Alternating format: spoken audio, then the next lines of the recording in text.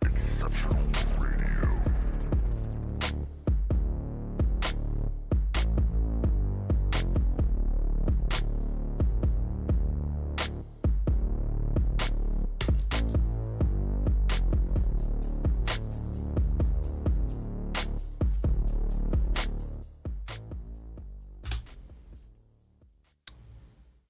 It's Wednesday night.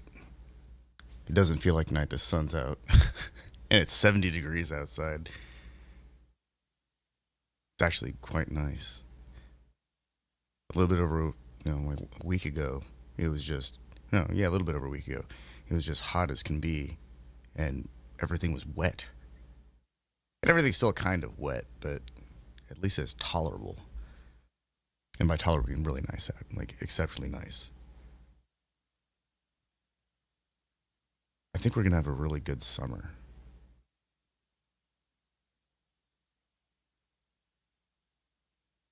Last year around this time, there was all the storms. Oh, they're still happening though. Well, I mean, they're still happening, but have you not been watching the chasing? It's not happening in mainstream media. Oh no, it's definitely not. Yeah, that's so funny. It's crazy how much storm chasing and storm reporting is its own subculture, but it's like big enough that I think of it as kind of ubiquitous, but you're right in that it's like 1 million subscribers per channel. So it's not actually, it's like smaller than the UFC in terms of how many people actually know about it. You know, if I call my parents and we're like, do you know who Reed Trimmer? I don't even know his fucking, I don't remember. It's like, I think it's Timmer, but I don't know for sure, but I don't. Reed Trimmer is a great name for a weed whacker. Reed Trimmer. That's like the kind of thing that you'd buy getting like that's like Home and Garden Center. That's like a cosmically bound name to be a weed whacker, yeah. But it's like, no, it's Reed Timmer. Okay. Dr. Reed Timmer. He does actually have a PhD in meteorology, so it's not like he's just some rando. He like was working on the Weather Channel for years doing chases. So he's the closest thing to the real life version of Twister. Oh yeah. Okay. But it's like that doesn't make it any better in that when you see them chasing, you know that it smells really bad in their vehicle. It's like 5 dudes, definitely moist, and you don't know if it's moist from rain and the storms and like getting out because they'll get out and get samples of the hail, or if it's just from being greasy. Like last week, a tornado came through Bloomington and its path crossed north of us a couple of miles, and that it wasn't even a big. It was like an EF0, I think, and it still kicked up a bunch of dirt.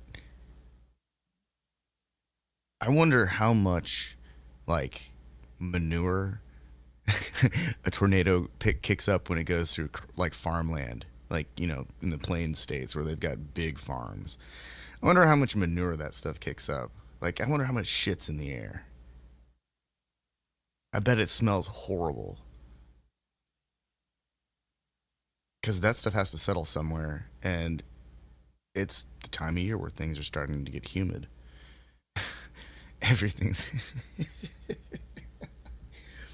Well, yeah, I know whenever Bloomington flooded, um it definitely got the sewer runoff into the water and people were swimming in it and fucking walking and around in it and surfing in it and oh, ugh, oh, that's yeah. yeah. Every one of those people basically got in line for some blood-borne disease, and that, they've all shaved off at least 10 years off their life expectancy, and they're going to get cancer. Oh.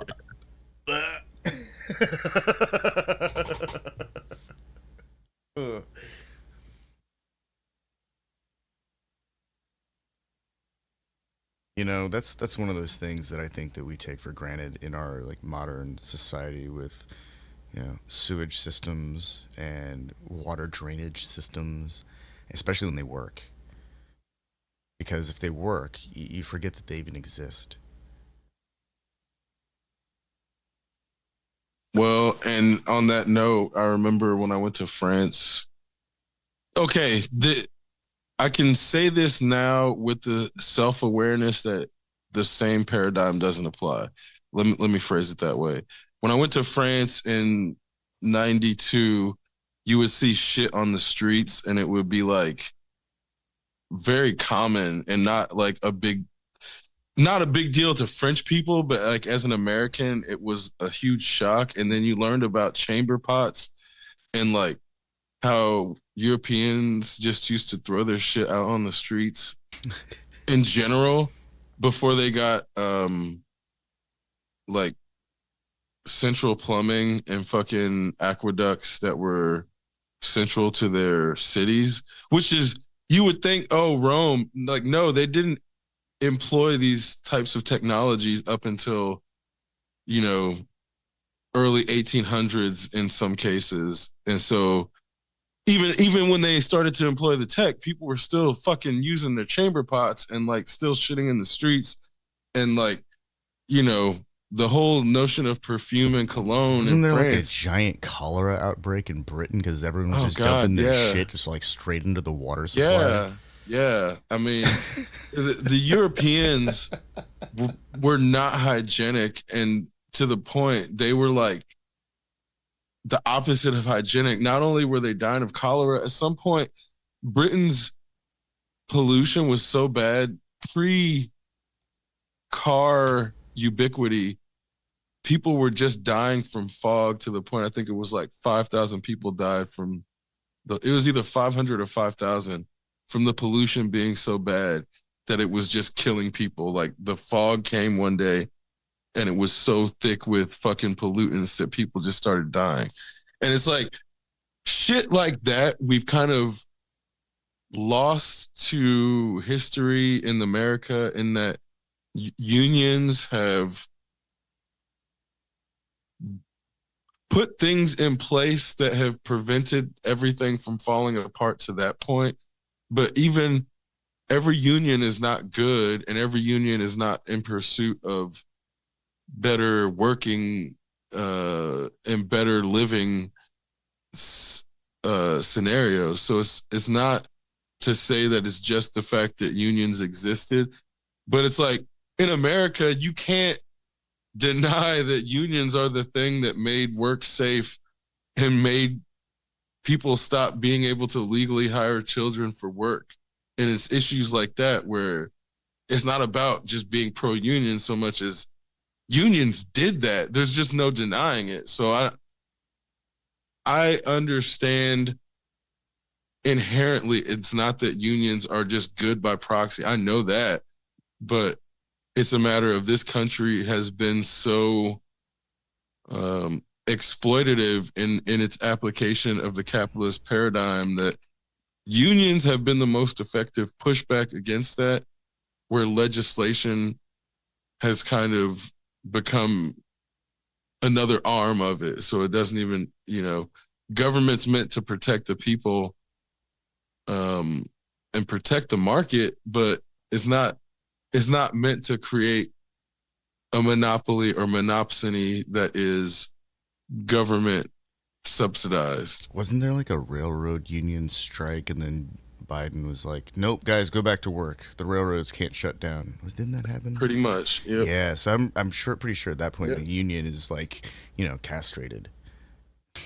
under a Democrat, and that's where it was like the rail workers union got undermined, but then the UAW also got undermined because they were trying to come out against Gaza, and the Harris campaign was like would rather have sided with or campaign with Cheney than basically to commit to disarmament of Israel, and fucking we see how that turned out, which again is, I'm not glad that Trump won. I'm glad that we don't have a black woman as the face of Israeli occupation and anti-Palestinian genocide, and then have a bunch of people fucking girl bossing and yassifying Palestinian genocide, because that's exactly what would have happened. It would have happened under Hillary. It would have happened under Kamala. And it's a matter of getting somebody in there who's willing to stop funding the military industrial complex, or just willing to fucking say it. Just willing to, because the part of the issue is we know that the individual can't stop it. Just say it. Just come out and say it. And they wouldn't even do that. And so I think it's funny to see how the Harris campaign started off, because I thought when it first started, it was her election to lose based on everything that happened, and she fucking lost it for Israel, which if she was really pro-Israel, then she would have tried to win even at any cost, and would have hit it. So I just don't think she knew what she was doing in terms of the American electorate is very complicated, and Obama got there because of white women on the backs of black people. So it's like black people had to turn out, but white women had to not vote Republican for it to work. And that's kind of what happened. So then you see when they didn't vote for Kamala and they didn't vote for whoever, that's generally who swings the vote, but then they don't accept that responsibility, because the implication is basically like that they're going back and forth between the right and the left wing, but in reality, Democrats are center right and they're not actually on the left. So all of it tracks from my perspective. Huh. It looks like the majority of swing voters were under 45. 56% of swing votes came from people under the age of 45.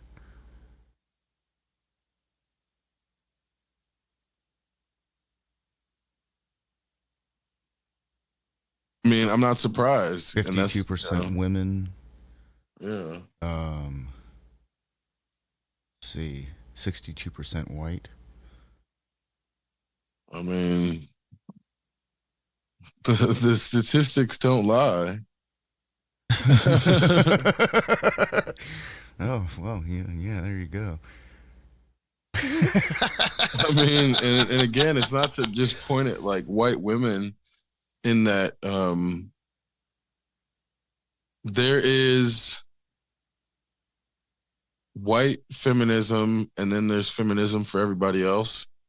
And a lot of white feminism is in the caveat that whiteness comes first under the framing of feminism for white women, which is not the same for people or women who are not white. And so it's things like that where learning about it, understanding it, and then looking at how it plays out, it's like you can't ignore it. And then in the same vein, there's a lot of trans men who end up being Republican, or wait, sorry, trans women. And it's like, well, because they grew up as young white males that they can't, like, that identity is dead, but you can't not grow up as a young white male. And so that's one of those things where I don't know if you've seen Brianna Wu, um, but it's one of the wildest arcs to watch, but it's not actually uncommon because then you find out there's a bunch of hardcore right wing trans women that are like super racist against black people. They're super racist against Asian people, but a lot of them have Asian fetishes. And it's like, obviously, fetishizing a race isn't great, but then you find out it's like they'll fetishize a specific type of Asian. And then you find out the way they talk about another type of Asian is fucking insanely racist in a way where it's happened so many times where I remember seeing Sense8 and the show articulated that there was this tension between cis lesbians and trans lesbians. And I'm like looking at it and I'm like, this is interesting, but also crazy. But now seeing how it, like, are you familiar with the term turf? Oh, that's let's see. It's like a transphobic thing. Yes, it's trans exclusionary radical feminist. That's right. So I didn't, I would see people use the term and I didn't understand what it was when they were using it until I looked up the what the acronym meant. And it was mostly used in the context of J.K. Rowling. Um, but a lot of times it ends up being like this seemingly left wing, but actually hardcore right wing lesbian that can be, they can be cis or trans, but in a way where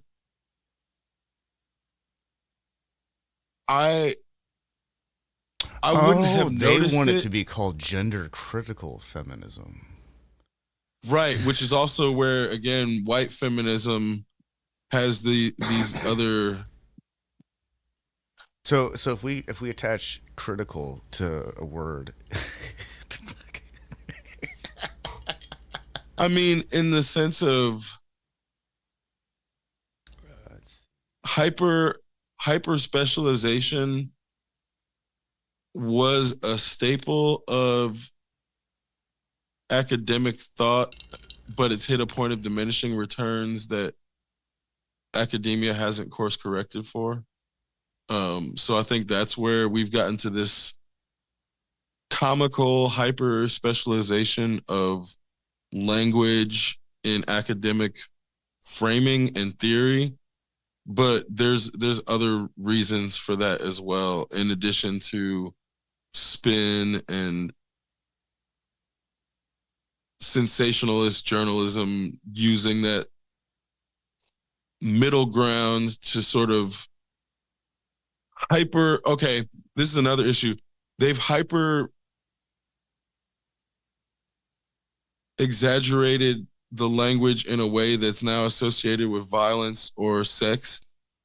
such as when somebody comes out and slams somebody, but no physical slam actually happened, or um, Elon Musk destroys Trump in his big beautiful bill. Like, he just said a few words. He didn't destroy anything. So this Yeah. hyper exaggerated violent language as clickbait, but also continuing to push the sensationalist language in a way that Well, when you that specifically is a double whammy because it Elon is doesn't understand the nature of the numbers that he thinks that they saved money. He doesn't actually. And these things have been broken down on by numerous reporters who have all said the same thing essentially. It's like, hey, that stuff's already been paid out. That's what was on the chart. That's how we kept track of how much was going. The maximum was potentially available in all of those areas, and they just basically just said, okay, we're not doing that. But they already had paid it out. The beginning of the year already happened. They did this after the fact. And so he thinks that he saved the government a bunch of money. And then he sees a bill that actually spends more money. So he's disappointed because he thinks that now all of his savings is being lost. The reality is he didn't actually create any savings. And additional spending is somehow, they're not actually related. right, He's of got some like course. real weird like like almost comically out of proportion like sunk costs or sunk time, like sweat equity kind of fallacy going on at this point. I mean, that's the reality of the situation, but the problem becomes the news media is so Oh, and they run with it. wrapped up in the language that Elon is using, and now Yeah. hype making it a hyper violent encounter that didn't actually occur the way that they're saying. Now people are discussing how it was said instead of what happened. And so that's where I mean the language as effectively creating this pro wrestling style theater in which the language does all of the violent action for the people in the clickbait, and then they never even make it to the body of the what's happened, because that's not what's important. That's not what is important, and it's just the perception that something happened, which is Yeah. why. They only need you to look at the page long enough for the ads to load up and AdSense to register that the ads loaded. Well, but even then, so like that meeting between Trump and the South African president, nothing happened. Literally nothing happened, but it got so hyped up because of what the language surrounding the events played out versus if you look at it and then assess what actually occurred, nothing happened. They watched a video and exchanged some words, but literally nothing happened.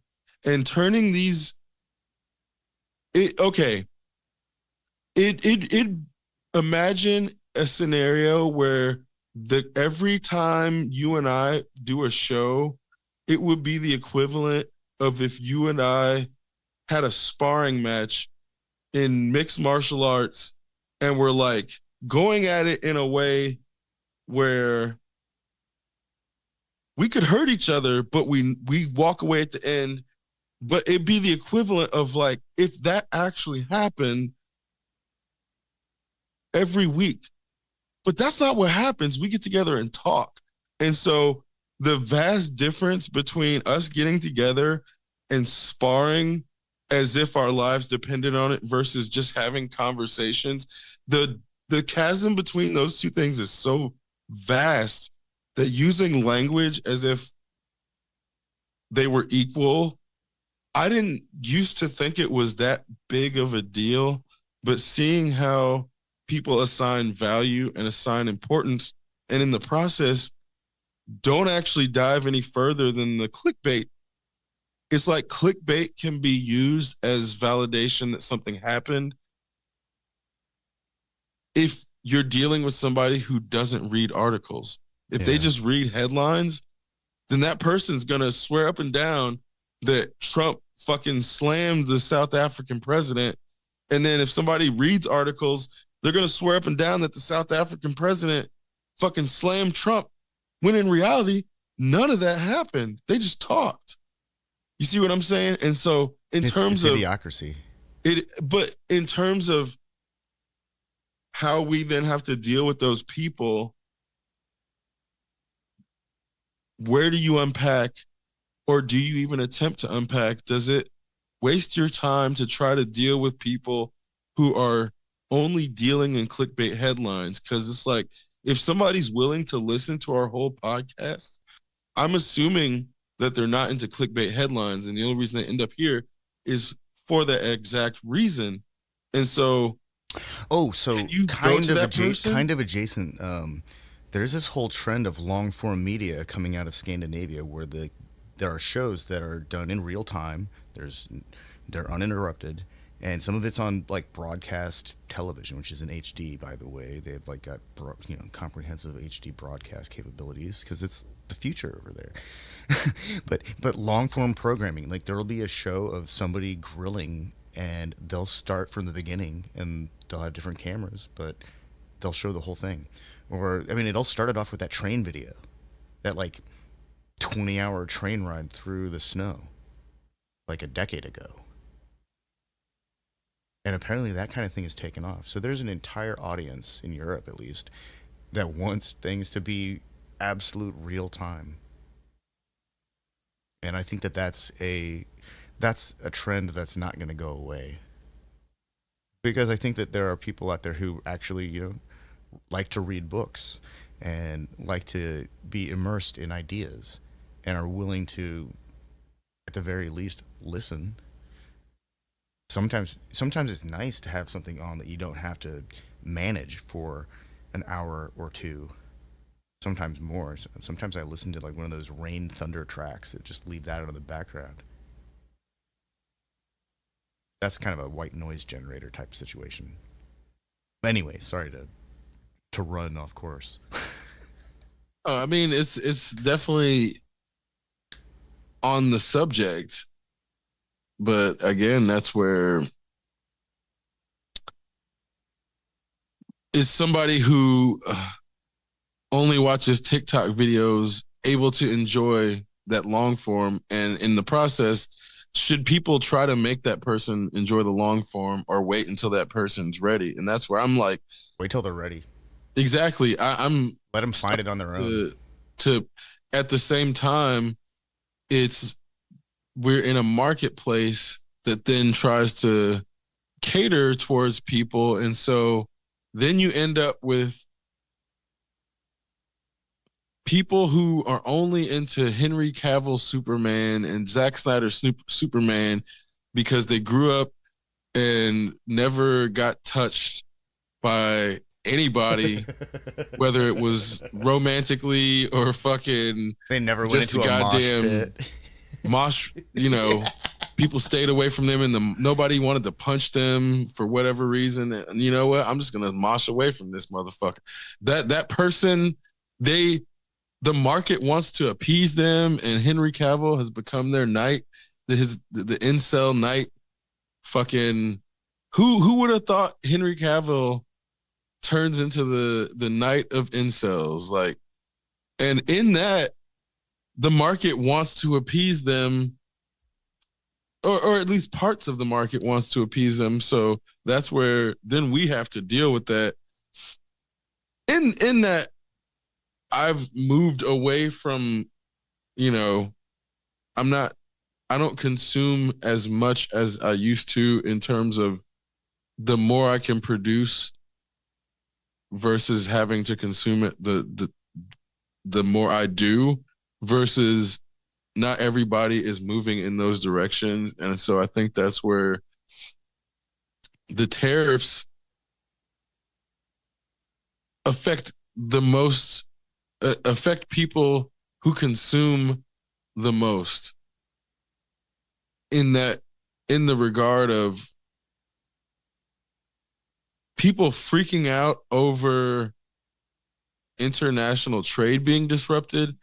But I'm like, if you're concerned with the trade being disrupted, why aren't you concerned with the ethical problems with it, or concerned with the climate impact. And so this is where I But can't the take people $25 seriously. microwave. Exactly. Like I can't take people seriously who are worried about tariffs when there's other problems with trade that need to be addressed, haven't been addressed, but could be addressed before these other things where it's like they're just more concerned with America winning a trade where I'm like, it don't matter who won the trade if the fucking planet's uninhabitable for Man, so us. like if all of our global shipping ceased to found a had a energy revolution and no longer relied on petrochemicals to power their massive engines to deliver us shipping containers full of goods.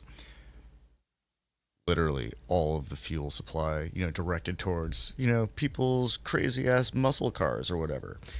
Fuel would be so inexpensive at that point. It'd be like pennies, gallons for pennies. There would be too much fuel. Of course, at that point, we'd have like an energy revolution to power massive ships. So why can't we have a massive energy revolution for personal vehicles or mass transit or stepping discs? Someone needs to really they need to work on stuff like that. And I know that it's happening because I keep reading about some lab in Japan successfully teleporting a photon, and not just like not just a photon, but like a charged particle, like something they can actually measure, and somehow it's correlated. I don't know how it works. I'm not. That's like beyond my pay grade, but that's the cool stuff. There's so much cool stuff that needs to be developed, and being obsessed about the price of a microwave just seems obscene to me or absurd to me. Actually, it is kind of obscene too that people are worried about the price of a microwave or a coffee maker or their fast fashion.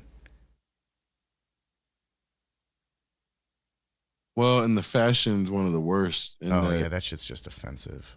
It's all Yeah. waste. It's like intended to be disposed of within the next season. Well, and then when people donate it, it just ends up in poor people's trash because they don't want it either. And so you go to the slums and there's just piles of unwanted clothes that were donated and nobody's wearing, and it's basic. It's almost like a an ode to capitalist waste in a way that they know, they're aware that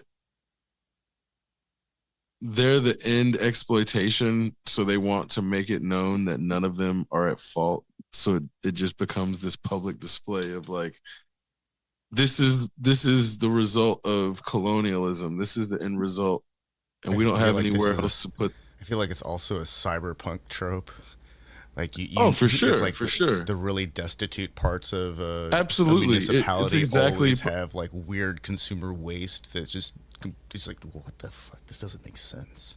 But that's why people wanting cyberpunk always weirded me out in that Yeah. they want the aesthetic, but they don't acknowledge that the cyberpunk warning always has that part. There's no cyberpunk without the destitute outlands, and so Well, I always worry about the person that's like real proud.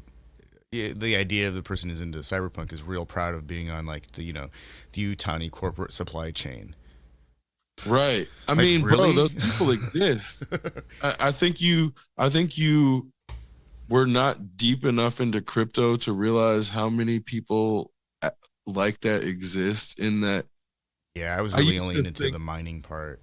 right, but I used to think that the Wayland Corp and Utani Corp were super exaggerated, but those people are so prevalent when you go to like San Francisco or fucking Austin.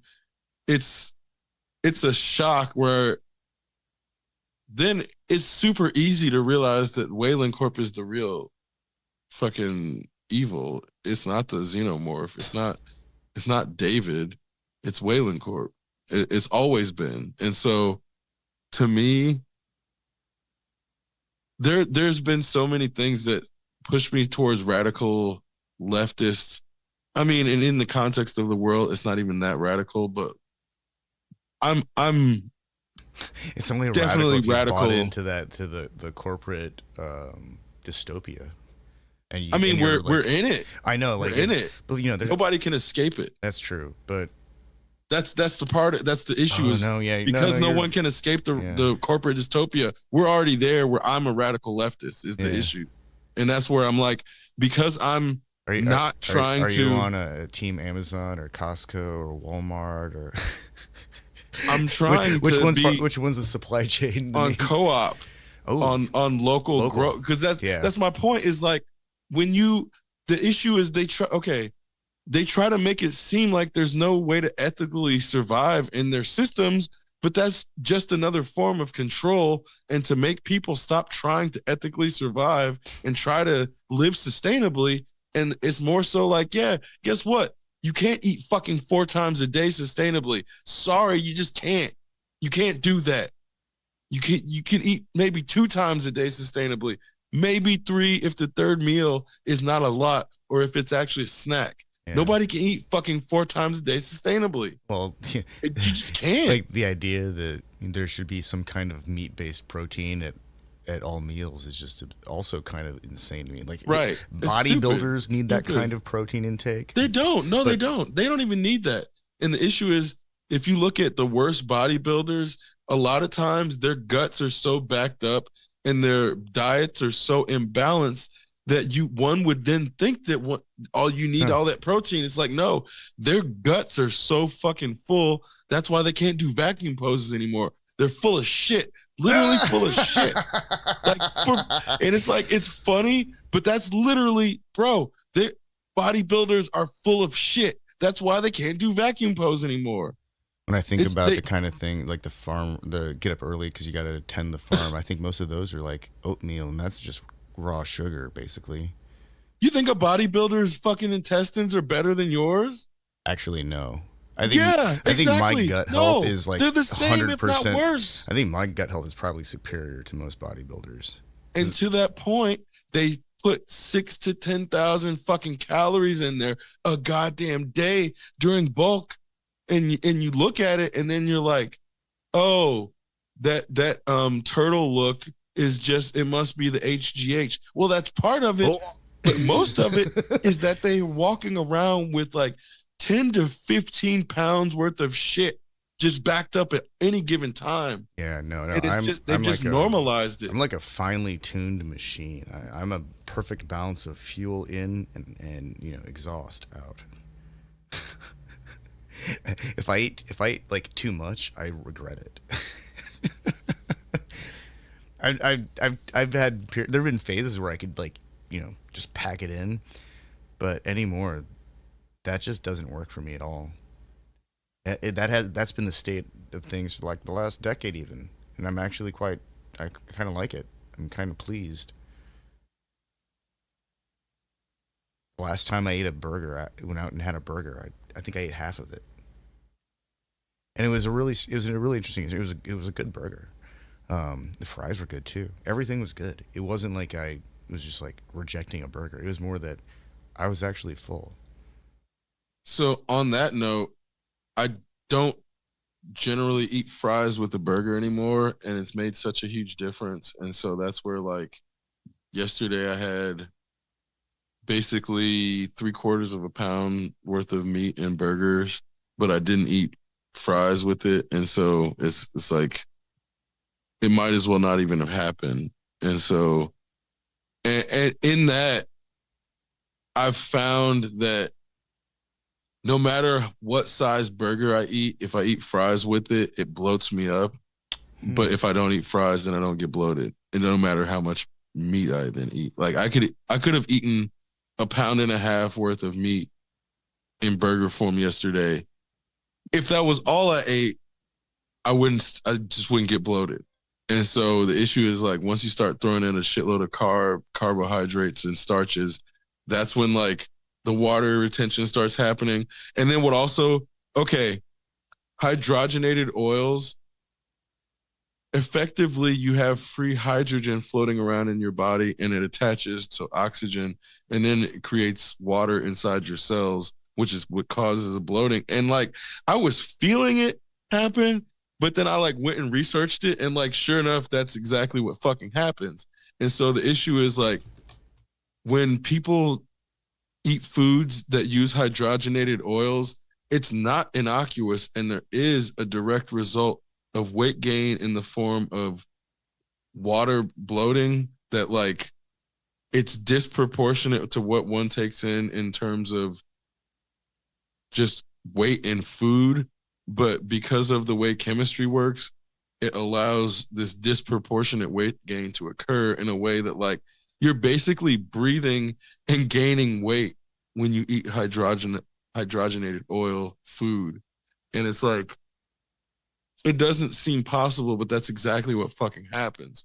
And so it's like the learning the chemistry of food and the temperatures at which oils and shit are moving through our body and the temperatures at which oils recoagulate, where some oils aren't, they're not fluid at our temperature, and they're almost turgid, and they've started to like recoagulate at our body temperature, which is where the difference between the pan and our bodies huge. And if you're not paying attention to the fucking oil, you might get an oil that starts to like, you know, recoagulate at a temperature that's way lower, or yeah, way lower than it should be. So I just looked up hydrogenated vegetable oil bloating, and I got a top 10 list of best foods for bloating, to help reduce bloating. And I regularly consume like 8 out of 10 on this list: bananas, pineapples, avocados, green tea, ginger, cucumbers, lemon juice, probiotic foods.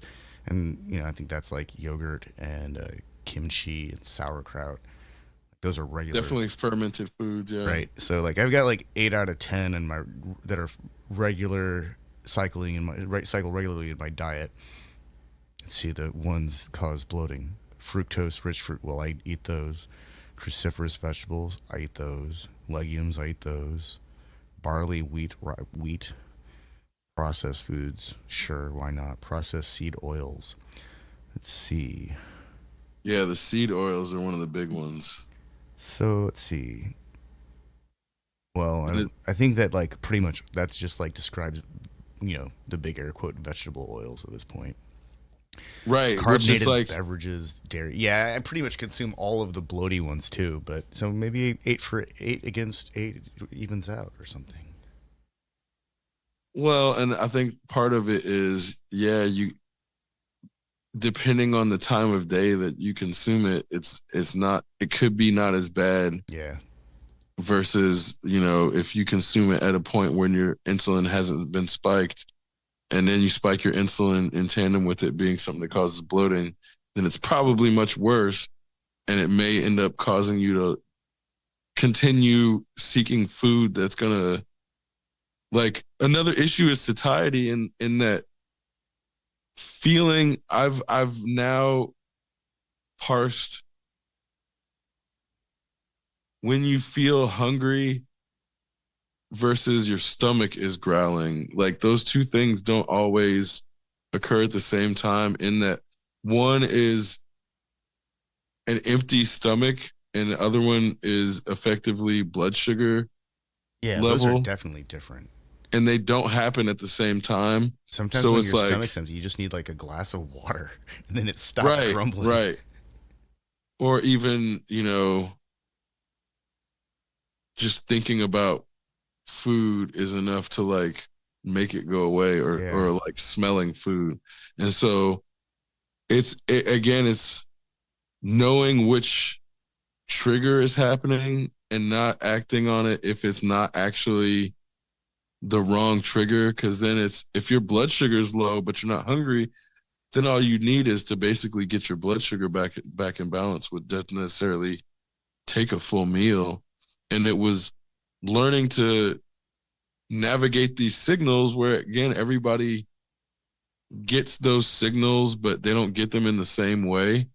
And so You can't one of the just things that I've prescribe one way to found, respond. one way that I've found that actually helps me to regulate my blood sugar and also not feel hungry is to maintain, like, I'm not sure if it's like to maintain a steady intake of sodium, but it's to like have the right sodium balance. Because then I feel like everything else works better. And that's not to be like, yeah, have like a eat like a French, a medium French fry or something like that. It could be as simple as just like having the right kind of, eating enough apples and getting sodium that way somehow, or just through your diet. Like there, I think there's a point of diminishing returns also where if when one starts to restrict sodium from their diet too much, then there's always a problem. Also, food doesn't taste good if you don't use it. Like have some salt to bring the flavor out. So you're right, and the issue is like you have to control your sodium intake in such a way that when I was in high school playing sports, they would use sodium pills for hydration. In that you can't use French fries for sodium No, intake because it comes with too many carbohydrates and yeah, starch. yeah, So it's like and that's it's why and carbo loading. chlorine. Right. I mean, again, it's like that's what a fucking dumbass high schooler would think. That I know I'm their just gonna word get a dumbass. tablespoon of table salt.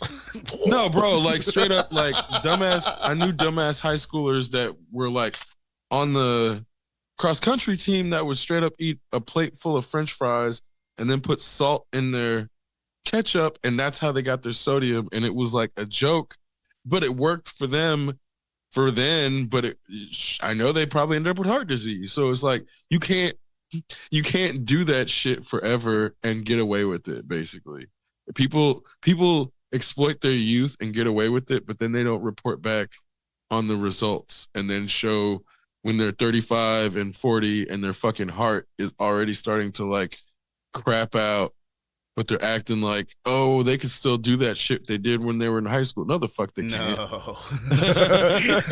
that's how you get hurt. Right. I mean, I mean, I okay, I can eat.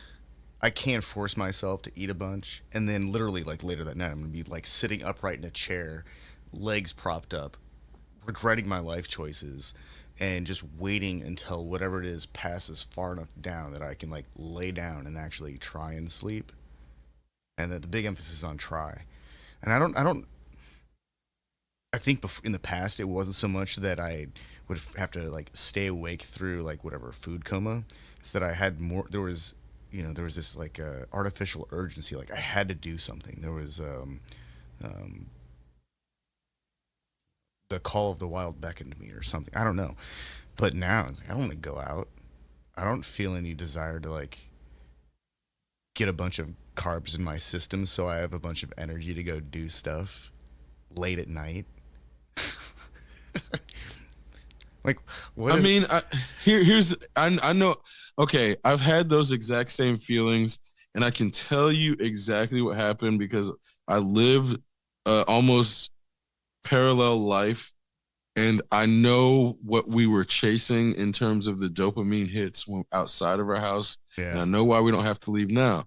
So just look around and look at your entertainment center, Oh, and yeah. think about when you were fucking 13 and how far your entertainment center and your personal entertainment center was from what you're doing. Your house, your dad might have had an entertainment center that rivals your setup in one room that now you have in like two or three different rooms and one in the fucking annex. Like you have such a capacity to, you could set up a rave for yourself in different rooms and have movies screening in a different room and not have the sound barriers cross each other, but also have the sound thumping. So why Yeah. would you leave? Actually, Why there's would you no reason. leave? Because I'm going And to one of my so, friend's house who has a comparable entertainment no, you know what system. I'm saying?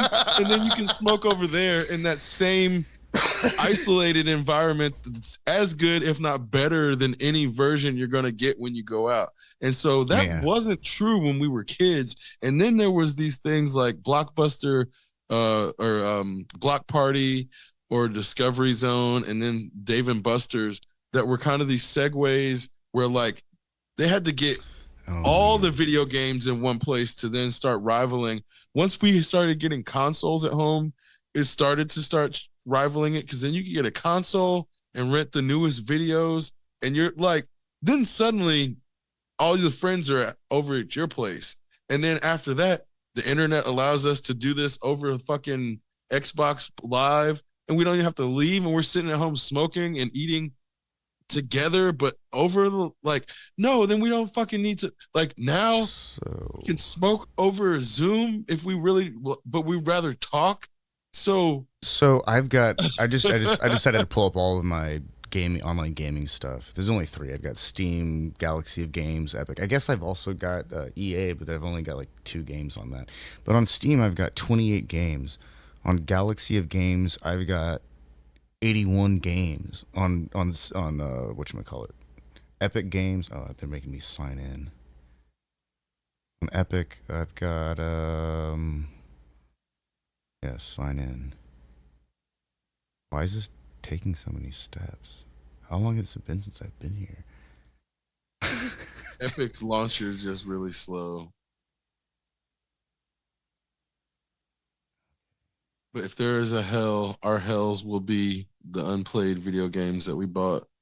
So, like, I cannot tell you how many games I've actually purchased.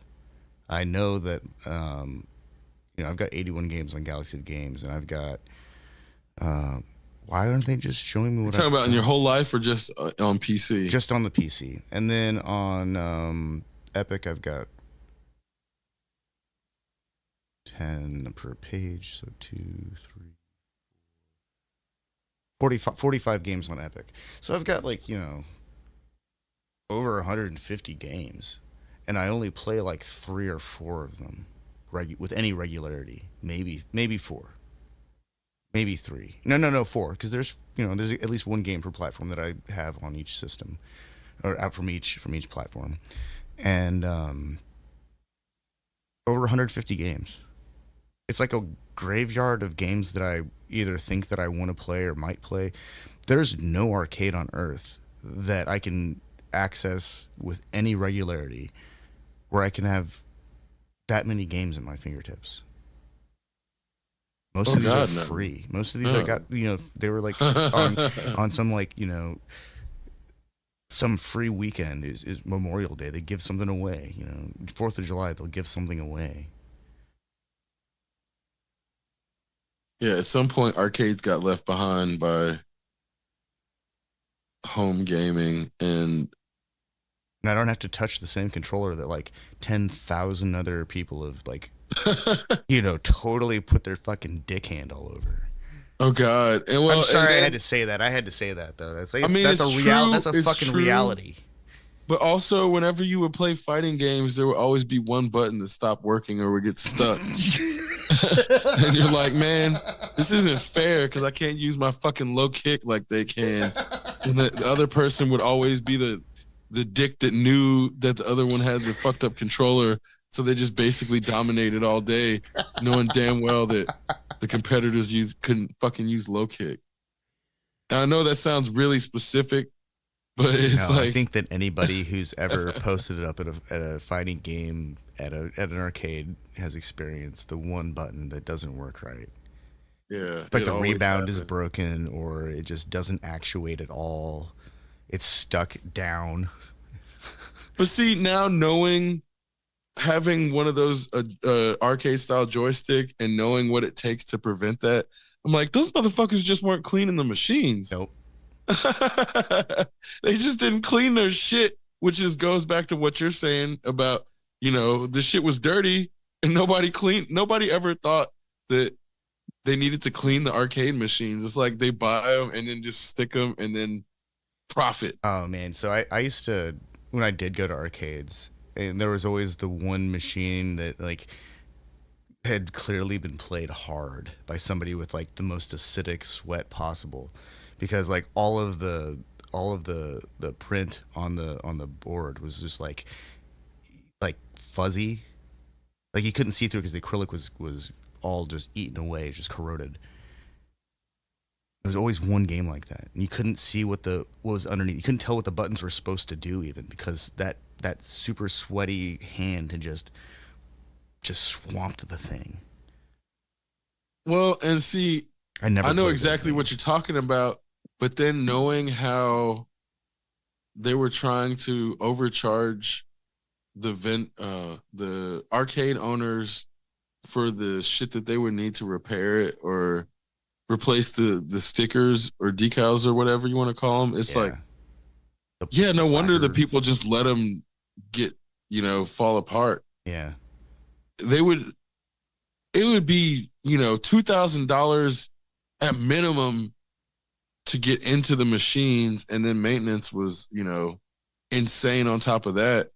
To the point now, those same machines cost like $400, and so obviously, and they're running on like modern ARM processors with modern right, GPUs, so they can achieve frame rates that are beyond comprehension of the developers when those games were new. I went to a barcade one time in Delaware, I believe, except it was like a juice barcade, so no beer. It was just soft drinks. And I remember asking one of my buddy who took me there. I was like, "Aren't these people like worried that someone's gonna spill like juice all over the place?" He's like, "Oh yeah, no, that happens all the time. Just you just don't walk in it, don't step in it." And then of course I like walk through some orange juice that's like soaked into a carpet. I don't think that the culture of arcades was really ever meant to last. It was always on like a downhill trajectory or a downward trajectory because it was never going to be able to compete with a console. Even like a console just slaughters a video arcade machine. I don't care what anyone thinks. Like when you can sit in front of a 50 to 100-inch television and your console is delivering speeds that are comparable to a gaming computer, that's hard to beat, especially when you can choose your controller interface. I guess the great leveler is that when two people are squaring off on a fighting game, it's like, they're both in that same spot, but they don't need to be in the same physical space to do that anymore. So it's not like that even matters. As long as everyone's like local latency is good, they got a good ping, then and everyone can be, everyone's timing is comparable. They're both and both players are competitive. It shouldn't matter where somebody is. And we also live in the future. Like those key inputs like were happening, at like kilobit values.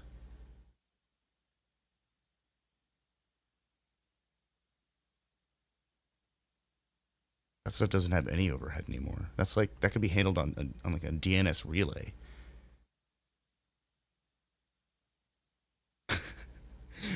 Actually, the idea of people engaging in like a fighting game over DNS relay would be actually kind of fun because there would be a noticeable delay. Still do it though. well, and that's one of the things that fighting games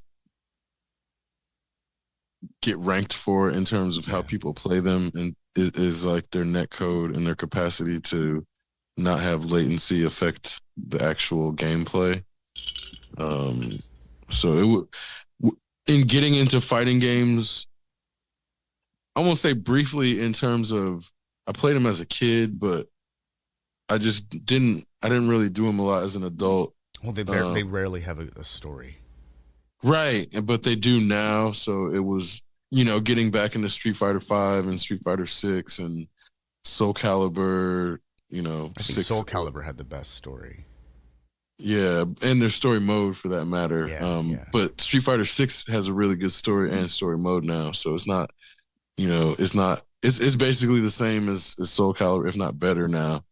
Um, so getting back into it, I would play some online matches, but I was just still more into the story mode. But um, the online matches are pretty fair. The way they have it ranked, it felt really fair. So um, I think In some games, you'll go online and the lobbies will be good at first, but then you'll hit a certain level and then everybody's just you can't do shit. And I don't like that sort of sharp cutoff between, oh, I'm right at the playing at the same skill level, and then it's like now I can't even do anything. It's like that sharp of a cutoff really turns me off to fighting games, which is where I haven't even touched the recent Mortal Kombat.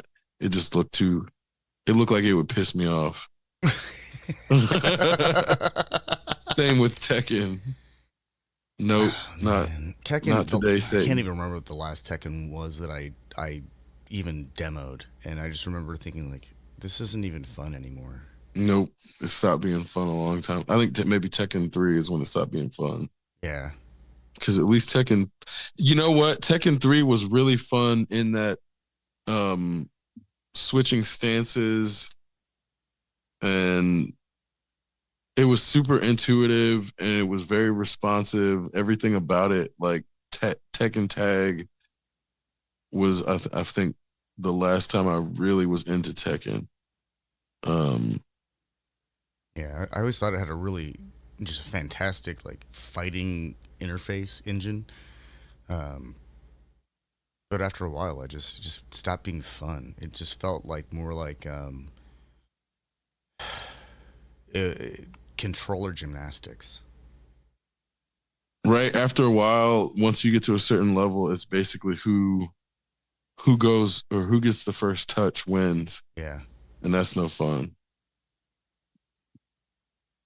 If I wanted to play Jeopardy, I would play Jeopardy.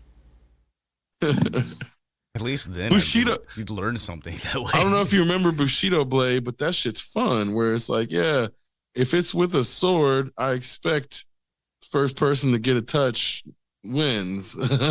Yeah, well, That's fine. It's fine in that scenario. Okay.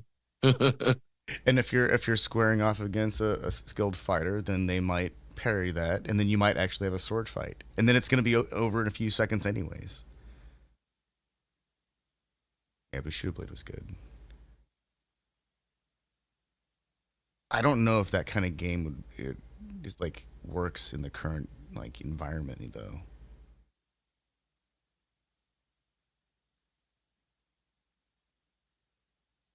Actually, no, no. People like all sorts of weird like dopamine supply stimulants or whatever. There's probably I know there's a market out there for watching people sit on cakes. So if people are willing to pay for that crap, then it seems like everything's fair game.